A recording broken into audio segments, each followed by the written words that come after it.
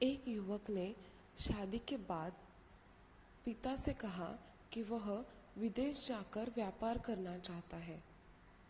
पिता ने उसकी मंजूरी तो दे दी। युवक अपने माँ बाप और गर्भवती पत्नी को छोड़कर व्यापार करने विदेश चला गया। उसने विदेश में कई सारी मेहनत की और धन कमाया और वह बहुत अमीर सेठ बन गया। लगभग 15 वर्ष धन कमाने के बीत गए तो उसे वापस घर लौटने की इच्छा भी हो गई। पत्नी को पत्र लिखकर उसने आने की सूचना दी और जहाज में बैठ गया। वह सेठ कुछ दिनों बाद अपने नगर पहुंचा।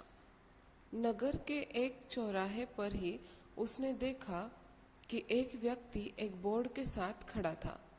उस बोर्ड पर उसने लिखा था, बेशकीमती ज्ञान के सूत्र। सेठ ने उस व्यक्ति के पास गया और पता चला कि उसने बताया कि मैं बेशकीमती ज्ञान के सूत्र बेचता हूँ। तो सेठ बोला, ठीक है, एक सूत्र मुझे भी दे दो। वो आदमी बोला, मेरे हर ज्ञान सूत्र की कीमत 100 सुवर्ण मुद्राएं है। सेठ को यह सौदा महंगा तो लगा, लेकिन उसने एक ज्ञान सूत्र खरीद लिया। उस व्यक्ति ने सेठ को ज्ञान का सूत्र दिया, कोई भी कार्य करने से पहले 2 मिनट रुक कर सोच लेना। सेठ ने वह सूत्र अपनी डायरी में लिख लिया। सेठ को अपने घर पहुंचते पहुंचते रात हो गई।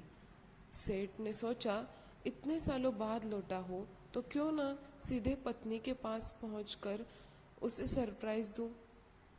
घर के चौकीदारों को इशारों से अंदर कुछ भी कहने से मना कर दिया और वो सीधा अपनी पत्नी के कमरे में गया। वहाँ एक नज़ारा देखकर वो चौंक गया। उसने देखा कि उसकी पत्नी के साथ एक युवक सोया हुआ था। यह देखकर सेठ गुस्से से आग बबूला हो गया।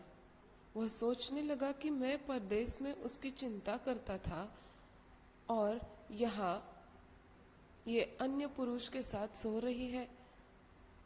आज मैं इन दोनों को जिंदा नहीं छोड़ूंगा।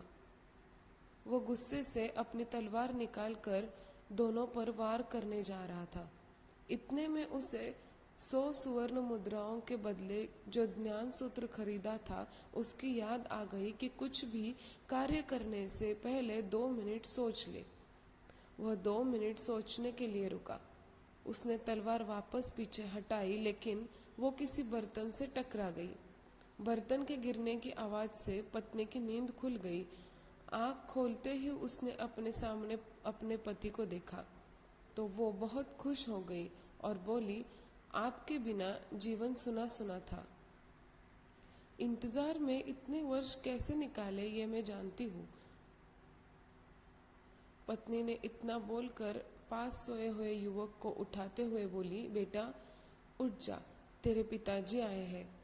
युवक उठकर जैसे ही पिता को प्रणाम करने झुका तो माथे की पगड़ी सेठ के पैरों में गिर गई। उसके लंबे लंबे बाल बिखर गए। सेठ की पत्नी ने कहा, यह आपकी बेटी है, इसके सम्मान को कोई आँच न आए, इसीलिए मैंने इसे बचपन से ही पुत्र के समान पालन पोषण और संस्कार दिए हैं। ये सुनकर सेठ की आंखों में आंसू आ गए। उसने पत्नी और बेटी को